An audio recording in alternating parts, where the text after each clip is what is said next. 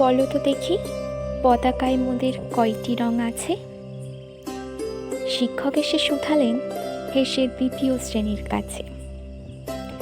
একসাথে মিলে সব ছেলে বলে চিৎকার করে, মোদের 3টি বর্ণ রয়েছে রাঙানো জাতীয় পতাকা জুড়ে।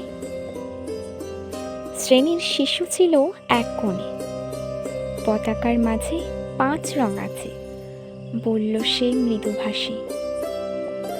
কথা তার শুনে বাকি শিশুগণে হেসে খায় লুটোপুটি। শিক্ষক রেগে বলেন, হেঁকে বোঝাও তো কি করে 5টি? মাথা নিচু করে ভয়ার্ত স্বরে সরল শিশুটি বলে, ওপরে গেরুয়া, মাঝখানে সাদা, সবুজ আছে তার তলে, আর আছে আঁকা গোলাকার চাকা, নীল রং আছে এতে।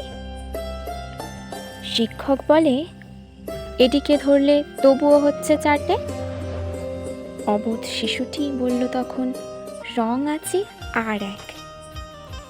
লাল লাল ছোপ দেখা যায় ওই পতাকার মাঝে।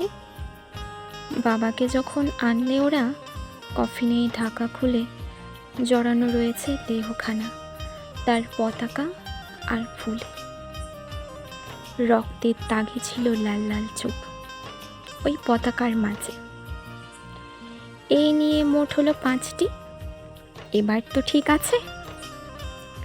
সরল শিশুটির জবাবখানি কাঁপিয়ে দিল বুক।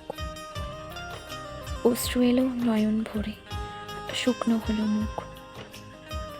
আজও যারা দেশের জন্য করছে বলিদান, স্বাধীনতার শহীদ সম তাদের অমর প্রাণ।